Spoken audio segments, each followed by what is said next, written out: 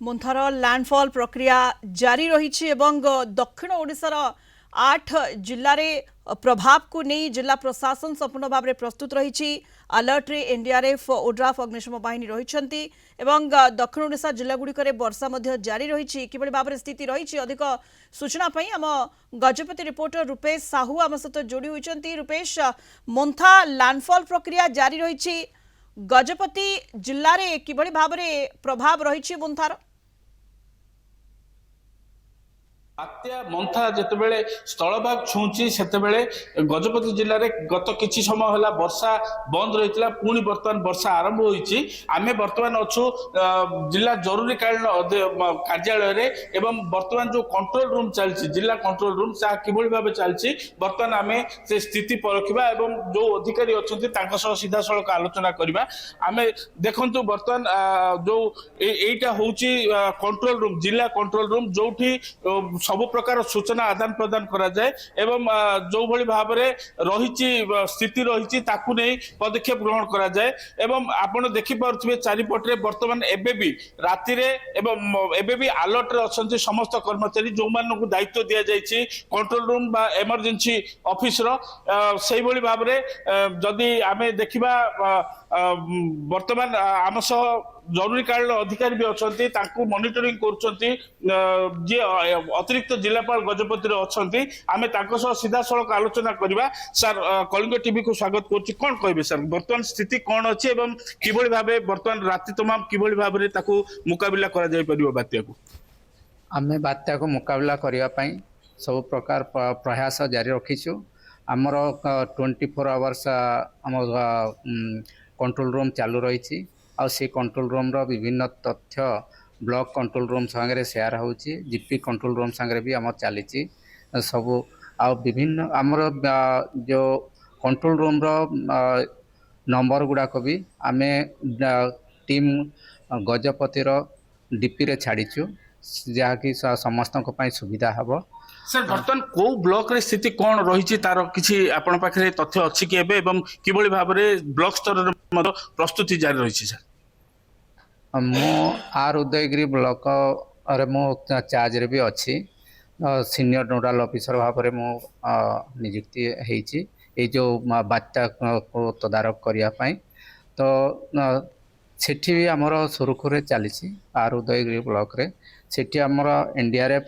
गोटे टीम मुतयन होती सेठी गोटे रास्ता ब्लॉकेज होइथिबार खबर अच्छी आटा को भी आमर एससी आरडी मोहना जाई देखी आम वीडियो तहसीलदार भी जाइए आटा को आम क्लीयर करने बर्तमान प्रयास जारी रही। सर कंट्रोल रूम केते समय पर्यंत चलिबो कौन सर ये रही ये कंट्रोल रूम बर्तमान जो बात्यार प्रभाव चली से पर्यंत चालू रही निश्चित भाव में देखु जहाँ आमको अतिरिक्त जिलापाल तथा जे वर्तमान इमरजेंसी विभाग दायित्व भी रही तदारख करुँच से कहवा कथा जे जेतेबेले पर्यंत बात्यार प्रकोप न कमी बात्यार प्रभाव गजपति जिलू न हटी से पर्यंत ये कंट्रोल रूम जारी रहिबो एवं जो रोटेशन बेसिस रे कर्मचारी मानकु नियुक्त करा जाउची तो काम करबा पई सेमानक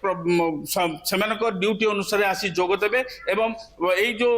कंट्रोल रूम बा तदारख प्रक्रिया जारी रहिबो। सुनीता निहाती भाव में जमी आप रूपेश कहले जिलापाल कार्यालय कंट्रोल रूम 24 घंटा कंट्रोल रूम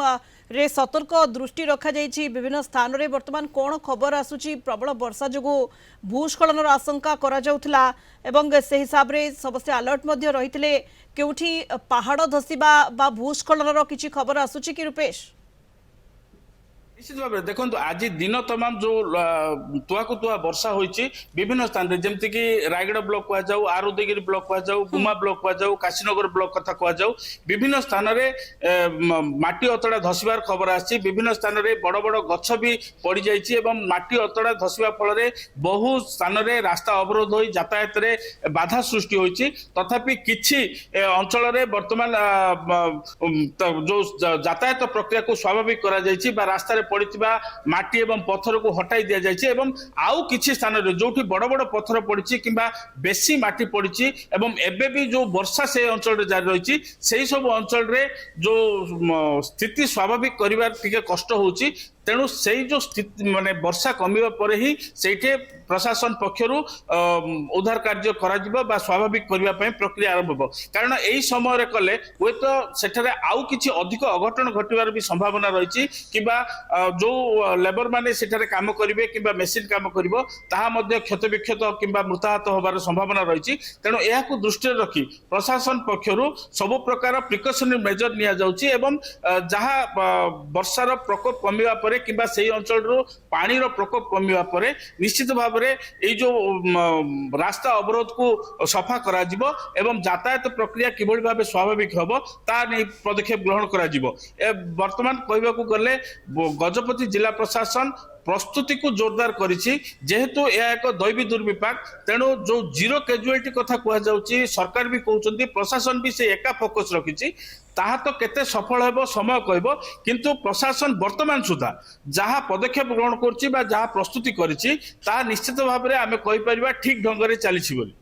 वर्तमान रुपेश काकीनाडा निकट रे लैंडफॉल प्रक्रिया जारी रही ये किछि घंटा चलिबो लैंडफॉल प्रक्रिया तापरे जतबेले आगो को बढ़िबो स्थलभाग दे अधिक आगो को बढ़िबो ये वर्षा संभावना जेहेतु रहुछि आज आसंता काली 2 दिन पई गजपति जिला को रेड अलर्ट जारी होईछि प्रबल वर्षा संभावना रहुछि तेणु आगो को वर्षार परिमाण बढ़ी पारे से दृष्टि किभଳି भाबरे जो विपद संकुल स्थान गुड़िक प्रशासन पक्षरु चिन्हट करा जायतिला से सब स्थान केते लोकों को इवाक्युएट करा जायछि केते लोकों को स्थानांतर करा जायछि किभଳି सतर्क दृष्टि रखा जायछि कोन पदक्षेप निया जायछि रुपेश निश्चित भाव में देखु बात्या स्थलभाग छुईबा परे ओडिशा देई छत्तीसगढ़ आड़ को मुहाइब एवं सही अनुसार मध्य गजपति जिले में वर्षार परिमाण संगे पवन बेग वृद्धि पाइबा संभावना रही देखु यही जमी लैंडफॉल हो कि जो बात्यार गतिपथ को तीक्ष्ण भाव अनुध्यान करा जाउछि एई कार्यालय पक्षरु एवं जहाँ जिलापाल आमको संध्यारे सूचना देइथुले जे वर्तमान सुधा गजपति जिले में 287 बात्या आश्रयस्थली निर्माण करा जायछि एवं प्राय 10,000 लोकों को स्थानांतर करा जाय सारलानी विभिन्न स्थान रे से जो 287 बात्या आश्रयस्थली रे सेमान को रखा जायछि एवं गत काली ठारु मध्ये प्रक्रिया आरंभ होईछि सेही भली भाबरे 180 रु अधिक गर्भवती महिला को मध्ये मा गृह एवं प्राथमिक स्वास्थ्य केंद्र एवं गोष्ठी स्वास्थ्य केंद्र रे रखा जायछि सेमानकर जत्न भी निया जाउछि एवं जो माने बात्या आश्रयस्थली रे रहिछन्ति सेमान को रंधा खाद्य समेत जलखिया एवं जो कुनी कुनी पिला माने भी जो बात्या आश्रयस्थल रही से बिस्कुट क्षीर इत्यादि जोगे दि जाउछि तेणु एई जो बात्या आश्रयस्थल जो माने रही बात्यार प्रकोप बा वर्षार प्रकोप न कमिबा जाए जदियो आज और आसंता काली आईएमडी पक्षरु गजपति जिला पई रेड अलर्ट जारी करा जायछि तेणु एई जो प्रक्रिया किंबा दिने 30 तारिख पर्यंत भी वर्षा लागी रहिबार संभावना रही तेणु वर्षार प्रकोप संपूर्ण भाव न कमिबा पर्यंत स्थिति स्वाभाविक न होबा पर्यंत एई जो बात्या आश्रयस्थली जारी रहइबो एवं जो साधारण लोक माने रहिचंती सेमानकु जो भली भाव रे रंधा खाद्य कथा कह जाओ किबा कुनी कुनी पिला मानकु जो खाद्यर आवश्यकता रही ता मध्ये जोगै दिया जिवो एवं जिलापाल आउ गोटे कथा मध्ये संध्यारे सूचना दैचंती वर्तमान सुधा जदियो 287 केंद्र को आमे वर्तमान चालू रहिछि किंतु आवश्यक पड़िले आमर जतेक सरकारी स्कूल कथा कह जाओ किबा पंचायत ऑफिस कथा कह जाओ ताकू मध्ये प्रस्तुत रखा जायछि एवं सेठाकू मध्ये प्रभावित लोकों को स्थानांतर करा जिवो तेणु एई संख्या देखंतु जेमति कि 239 स्थान को प्रशासन भूस्खलन प्रवण इलाका भाव चिन्हट करथिला किंतु से सब अंचल रे वर्तमान सुधा